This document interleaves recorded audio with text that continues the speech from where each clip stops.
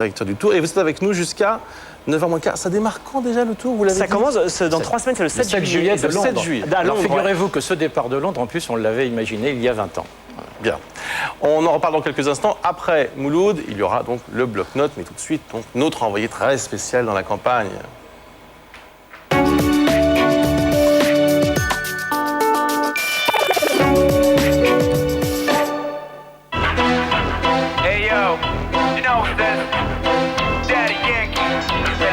Cet homme qui fait des bises à des femmes dans le quartier de l'Abreuvoir à Bobigny n'est autre que Abdel Sadi. C'est un des rares communistes qui restent et qui seront peut-être à l'Assemblée nationale. Qu'est-ce que ça fait de se dire qu'on est peut-être un des derniers communistes? Ah bah, il y en a quand même plusieurs qui risquent quand même d'aller au Parlement, et avec Marie-Georges Buffet. Voilà, donc nous on continue, on se bat. On va parler un peu franco. Hein. Est-ce que concrètement ça existe encore vraiment le Parti communiste? Bien sûr, la preuve c'est qu'à Bobigny on est à 36-47. Bonsoir, ça va? Ouais.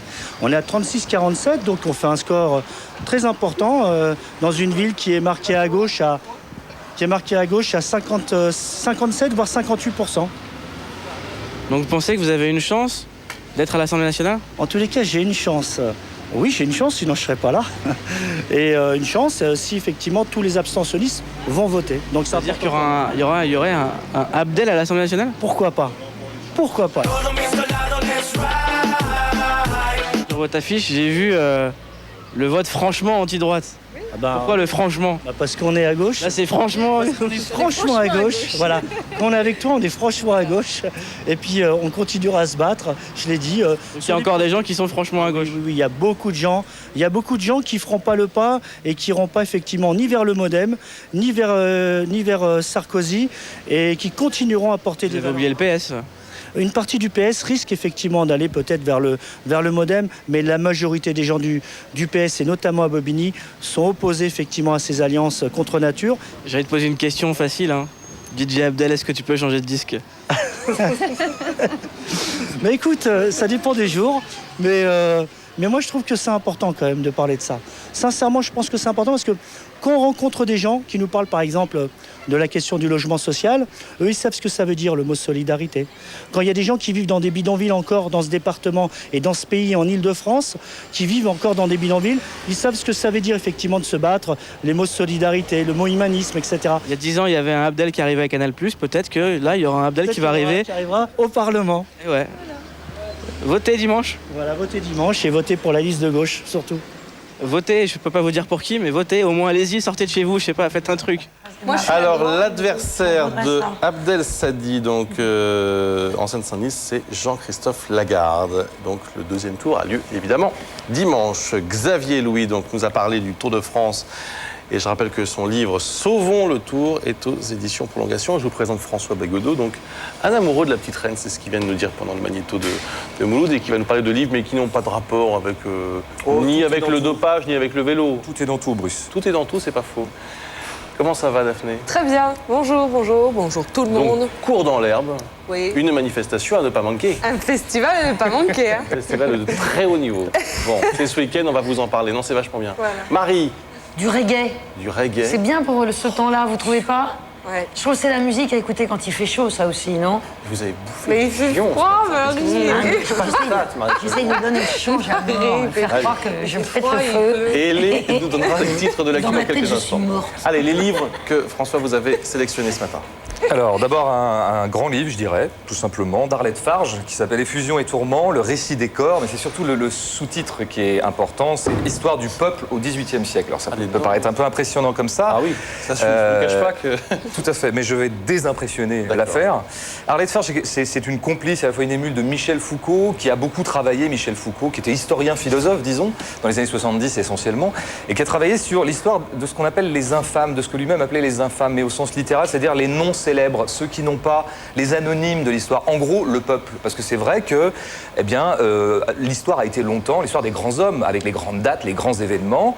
Et c'est vrai qu'à un moment, au XXe siècle, avec ce qu'on a appelé l'école des annales, on s'est mis un petit peu plus à s'intéresser aux gens de peu. Mais sur le mode de la masse, c'était des grandes généralités. C'était en gros le prix du pain au XVIIIe siècle qui expliquait la Révolution, parce qu'il avait monté, enfin, il s'était élevé comme ça. Mais on ne parlait pas précisément de comment les gens vivaient, quotidiennement, c'est-à-dire comment le ressenti des gens par rapport à leur propre vie, leur propre quotidien. Et ça, c'est le boulot d'Arlette Farge dans un certain nombre de ses livres, et notamment dans celui-là, où elle s'occupe du peuple donc au XVIIIe, notamment du peuple de Paris, parce que c'est là qu'il y a une concentration. Différence à l'époque entre le peuple des paysans et le peuple des villes, quoi. C'est vraiment différent. Là, elle évoque un petit peu le peuple rural, mais enfin, c'est quand même essentiellement centré à Paris. Mais c'est vrai que ça pose un problème de documents, tout simplement, puisque le peuple, c'est aussi le sans-voix, celui qui n'a pas la parole, donc qui n'a pas laissé véritablement de traces écrites de ce qu'il faisait, ressentait, vivait. Mais quand même, il y a des documents. Parce qu'il se trouve qu'au XVIIIe, il y a eu une mode du peuple, si vous voulez. Ça allait avec les Lumières aussi. On allait s'enquérir un petit peu des gens qui n'ont pas de place dans la société. Donc les intellectuels ont commencé à se pencher un peu sur cette question, mais parfois de façon un peu condescendante. C'est-à-dire, le peuple, en gros, on voulait l'émanciper. Tel qu'il était, livré à lui-même, il était, disons, un peu vulgaire, quoi. Le peuple, c'est le vulgus. Et c'est notamment son ressenti, son parler. Tout ça, c'est un peu sale et ça n'a pas de dignité historique. Arlette Farge nous dit que, non, au contraire, il faut aller voir vraiment comment les gens vivaient. Donc elle s'appuie sur un certain nombre de documents. Il y a notamment un truc génial qu'elle lit et qu'elle le cite. C'est un libraire qui s'appelle Hardy à l'époque et qui souvent se met à sa fenêtre et qui prend des notes. Il prend des notes de ce qu'il voit et de ce qu'il entend. Là, dans la rue parisienne, il habite dans ce qui serait l'équivalent du 9e arrondissement, Faubourg Saint-Martin. C'est vraiment un quartier très populaire à l'époque.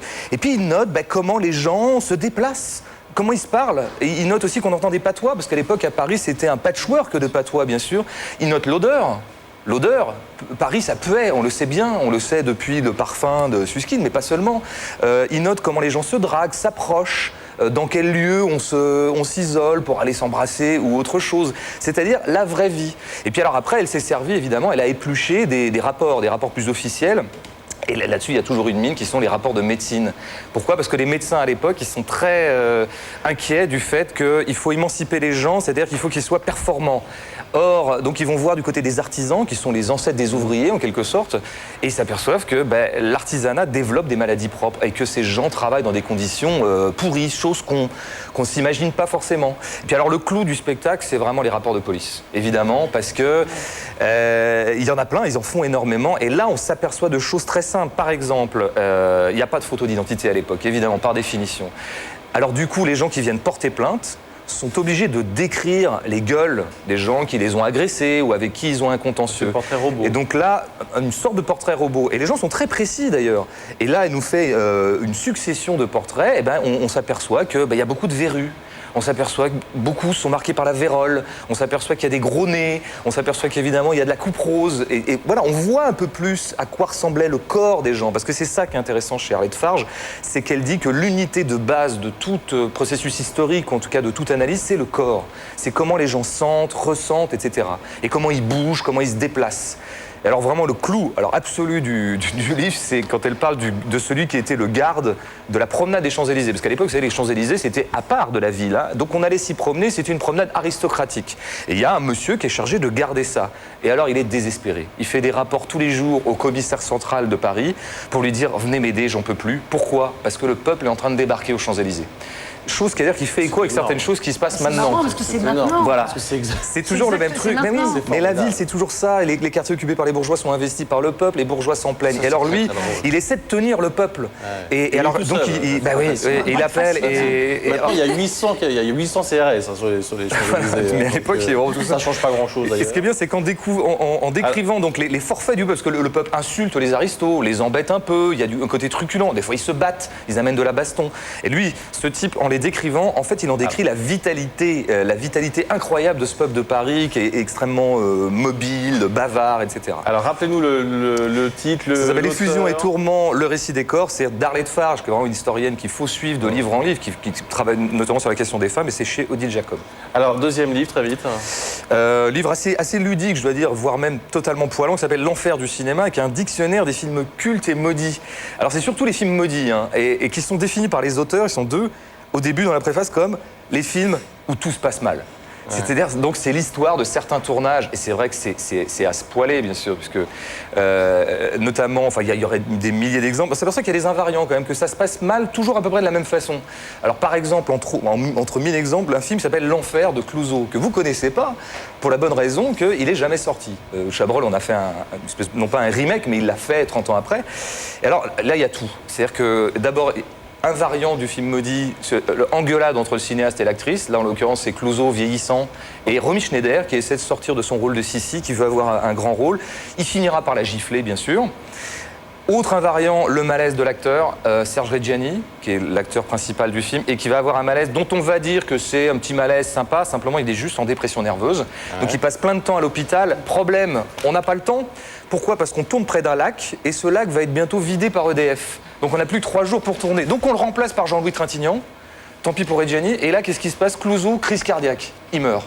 Désolé. La totale. Et donc, film arrêté, etc. Et tout est comme ça. Vraiment, je pense que j'irais l'emblème du film maudit, quoique ça se renverse après, c'est Apocalypse Now.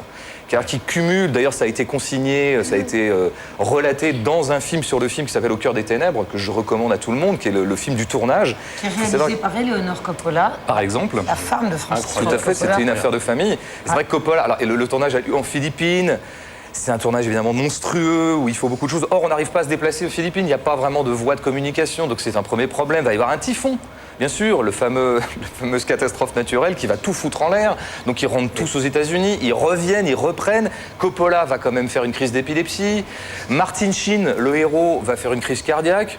Enfin, tout ça, c'est un peu le tout venant, si vous voulez, du Denis film. Hopper est tellement drogué qu'il Alors, ne comprend rien de ce qu'on lui dit. Par exemple, On va rappeler juste. ça s'appelle L'Enfer du cinéma, sachant qu'évidemment, dans ce dernier cas, le film maudit devient film culte et ça lui a servi d'être maudit. pas Donc toujours le il y a cas. quand même un côté C'est happy chez end. Scali, donc. C'est chez Scali. Et je voudrais juste C'est très signaler drôle. une petite info qui est dans le point là, cette semaine et qui concerne un futur film maudit. Ça s'appelle Babylone AD.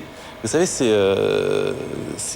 Mathieu Kassovitz qui réalise ce film en ce moment. C'est pas Babylon Baby? C'est pas l'adaptation du Dantec? Oui, mais ça s'appelle Babylone AD. Non, peut-être Babylone Babies. Alors, il y a marqué AD. Je crois que c'est l'adaptation Bref, du beau. Il y a déjà eu une catastrophe météorologique, dépassement de 15 millions de dollars. C'est avec Vin Diesel. C'est maudit. Kassovitz s'est fâché avec Vin Diesel, qui depuis ne lui parle plus. Du coup, la Fox a mis Kassovitz sur la touche. Le Français ne dirige plus que la seconde équipe et passe son temps à jouer à la PlayStation 2.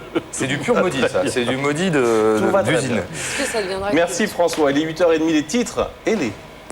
Au Liban, un 3e député assassiné au sein de la majorité anti-syrienne. La voiture de Walid Eido a explosé hier en plein centre-ville, dans un quartier très fréquenté de Beyrouth. Ce matin, la condamnation de la communauté internationale est unanime. À mots couverts, George Bush accuse la Syrie. Dans les territoires palestiniens aussi, les violences continuent. Les affrontements entre le Hamas et le Fatah ont fait 24 morts hier, 80 depuis le début de la semaine. L'inquiétude monte. La Ligue arabe se réunit en session extraordinaire demain et le secrétaire général de l'ONU envisage de créer une force d'intervention multinationale. 8,44 € brut de l'heure. Le SMIC va augmenter, plus 2% le 1er juillet. C'est une augmentation purement mécanique, alignée comme tous les ans sur l'inflation. Pas de coup de pouce, donc Nicolas Sarkozy avait prévenu pendant sa campagne présidentielle. Et voter contre la TVA 24/6, c'est le nouvel argument de campagne de la gauche. À J-3 du second tour, la taxe sociale monopolise le débat. Devant la levée de bouclier, François Fillon précise que la mesure ne sera pas adoptée s'il s'avère que cela entraîne une hausse des prix. Merci beaucoup. Et les Daphné. Oui. Alors, l'été se pointe, il fait très très beau d'ailleurs autour de ce plateau. Ça va pas durer. Ça va pas durer, ça? Et alors, avec l'été, donc, moult festivals qui vont débarquer. Alors, quel festival choisir pour quel public? J'ai la réponse. J'en ai un, ça s'appelle Cours dans l'herbe, donc.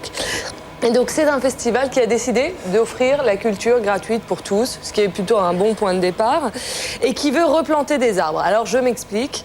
Ce festival aura lieu à Saint-Maur demain et après-demain. Saint-Maur en Val-de-Marne. Tout à fait. Il y avait 2000 spectateurs en 2005, il y en a eu 4500 en 2006, donc je pense que ce week-end, ça va être l'apocalypse 9000, totale. logiquement. Au moins, il faut absolument y aller.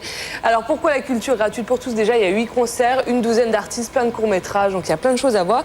Et puis, pourquoi ils veulent replanter des arbres? Parce qu'ils vont aider l'association Planète Urgence. Pour chaque spectateur, il y aura un arbre replanté en Indonésie, ce qui est plutôt pas mal, je trouve. Alors, il y a 120 bénévoles qui vont vous accueillir ce week-end.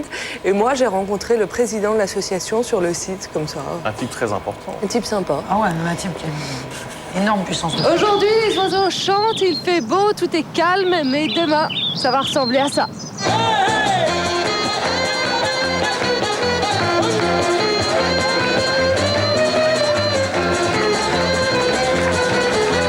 Pourquoi est-ce que je dois venir ce week-end au festival Cours dans l'herbe et sans utiliser les mots cool et tendance? Il faut que tu viennes à Cours dans l'herbe pour une première raison, c'est qu'il y a tout. Si toi t'aimes la culture, t'aimes l'art, il y a des graffeurs, il y a des expositions, il y a des mecs qui